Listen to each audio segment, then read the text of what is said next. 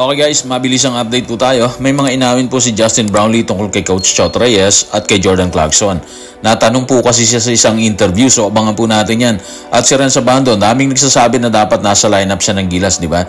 So may inamin po siya na meron siyang hinihintay ng mga alok para maglaro. Tutukan po natin ang lahat ng yan. Pero bago yan, hihingi po tayo ng isang subscription sa lahat ng dumadaan sa ating munting channel kung nagugustuhan nyo ang ating palabas.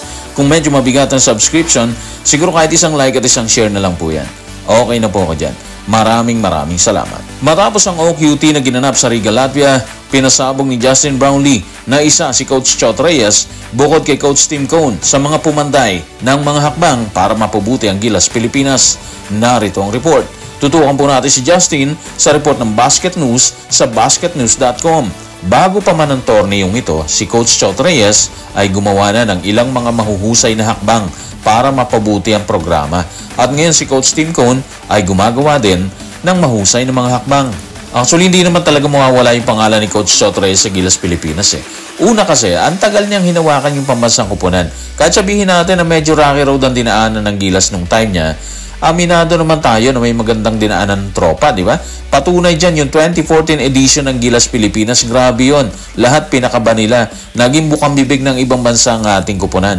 Anyway, sa sinabi ni Justin Brownlee, alam natin si Coach Chot Reyes din kasi ang program director noong time niya. So meaning, malaki talaga yung bahagi niya sa mga programa ng Gilas Pilipinas. At ngayon, hawak naman ni Coach Tim Cone ng Gilas, wala na si Coach Chot. Hindi mo pwedeng sabihin na totally wala na kasi kahit paano nag-uusap sila, magkaibigan sila, may respeto sila sa isa't isa. Ibig sabihin, kung nakikita ni Coach Tim na maganda yung sinimula ni Coach Chot, posible na ituloy lang niya yan kasama yung kanyang programa para sa pambansang kupunan natin. Sa tindi ng ipinakita ni Justin sa OQT Latvia, ay tuluyan ng nadamay ang pangalan ni Jordan Clarkson na naging naturalized ng Gilas Pilipinas noong 2023 FIBA World Cup. Tanong, ano ang naging pahayag ni Justin sa isyong sabit ang pangalan ng kapwa niya, naturalized player? Tutukan natin si Justin Brownlee sa report ng Basket News sa basketnews.com. Sinusubukan ko lang ilaro yung laro ko. Incredible player si Jordan Clarkson. Nananalasa siya sa NBA at naging tagahanga niya ako. Napanood ko siya sa World Cup. Grabe siyang player. Pero ako mismo, sinusubukan ko lang laruin yung laro ko at sinusubukan gawin ang lahat ng aking makakaya. Magkaiba naman sila ng galing. Pero pareho silang magaling. At siguro, ayaw na natin i-compare sila, di ba?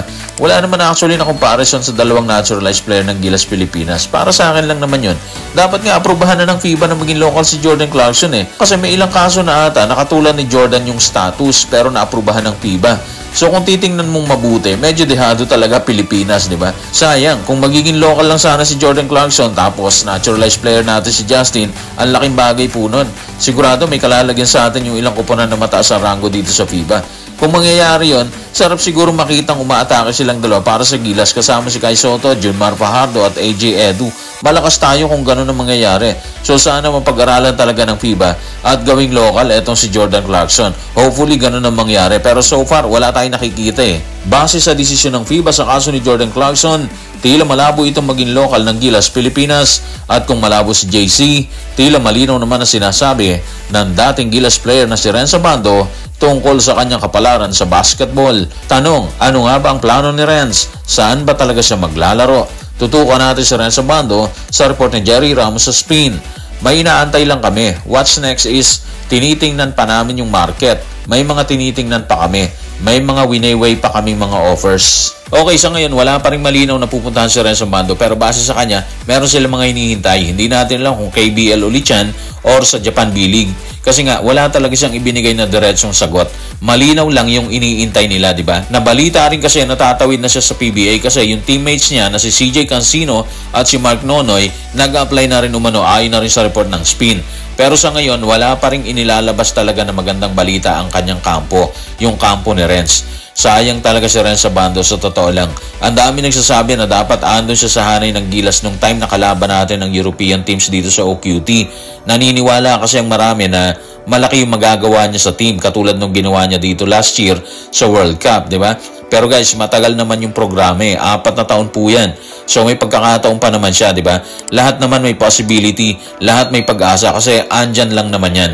So guys, maraming salamat.